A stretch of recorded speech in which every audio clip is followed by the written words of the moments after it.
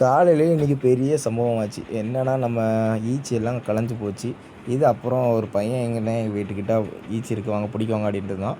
அதனால் நம்ம இன்றைக்கி பிடிக்க போயிட்டோம். அதான் இன்றைக்கி நம்ம ஸ்குவாடோட போயாச்சு. அங்கே பிடிக்க போன இடத்துல ஃபஸ்ட்டு கையெல்லாம் விட்டு பார்த்தேன். முடியலை. அதுக்கப்புறமா அங்கே 2 பைப் எடுத்து அந்த சைடு இருந்து ரவி குத்துடா அப்படின்னு சொன்னேன். அவன் ரவி அங்கேருந்து குத்த ஆரம்பிச்சிட்டான். அதனால் கொஞ்சம் கொஞ்சமாக ஆரம்பிச்சு நான் ராணி ஈச்சி வருதா அப்படின்னு பார்த்துட்டு இருந்தேன். அதுக்கப்புறமா 2வது வாட்டி குத்துனேன். 2வது வாட்டி குத்தமிச்சில தான் அதில் வந்து தேனடைலாம் வந்துச்சு. அதை எடுத்துகிட்டு பார்த்துட்ருந்தேன். ஆனால் நான் வந்து ராணி ஈச்சை இன்றைக்கி கண்டுபிடிக்கல. நான் வந்து ஈச்சையை நான் வந்து அடையில தான் தேடிட்டு இருந்தேன். ஆனால் அந்த ராணி ஈச்சை என்ன ஆகிருக்குன்னா, அது எனக்கு தெரியாமல் மேலே ஓடி போய் அந்த கூட்டத்தோட கூட்டமாக உட்காந்து இருந்திருக்கு. அதை நான் ஒழுங்கா பார்க்கல. ஆனால் நம்ம ஃபோக்கஸ் ஃபுல்லாக அடையில இருந்ததுனால நம்ம அடையை தான் ஃபுல்லாக பார்த்துட்டு இருந்தோம். அதுக்கப்புறம் என் தம்பி சொன்னான், "எங்களை இதான் ராணி ஈச்சா என்ன இருக்குடா" அப்படின்னா. அதனால் எங்கே இருக்குது அப்படின்னு நான் பார்த்தப்போ தான் ராணியை கண்டுபிடிச்சாச்சு. ராணி உள்ளே இருந்துச்சு. நான் ராணி எடுத்தேன். ராணி எடுத்தோன்னே பொத்துன்னு கீழே விழுந்துட்டு, அதுக்கு ராணி எடுத்து பிடிச்சி நான் இதான் ராணி பாருங்கள். இதுக்கு இன்றைக்கி ரெக்கையை கட் பண்ணோம். ஆனால் கட் பண்ணுறதுக்கு நம்ம வந்து கத்திரிக்கோல் கொண்டு வரல.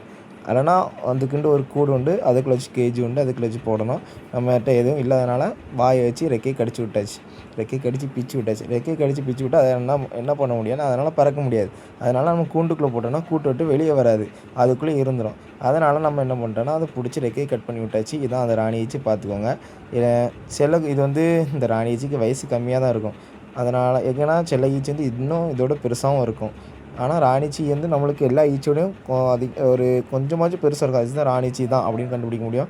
அதுக்கப்புறம் கூடு மேலே தான் இருந்துச்சு.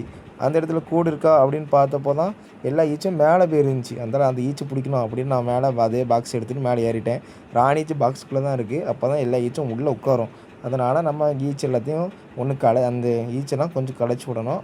இல்லைனா ஈச்செல்லாம் பிடிச்சி உள்ளே விடணும். இல்லைனா ஈச்சே தானாக வந்து இறங்கிடும். ஆனால் நம்மளுக்கு டைம் இல்லாத காரணத்தினால போட்டு விட்டாச்சு. அதுக்கப்புறம் பப்பாளி பழம் அங்கே இருந்து நம்ம ரவி வந்து எதை எட்டி திங்க ஆரம்பிச்சிட்டான்.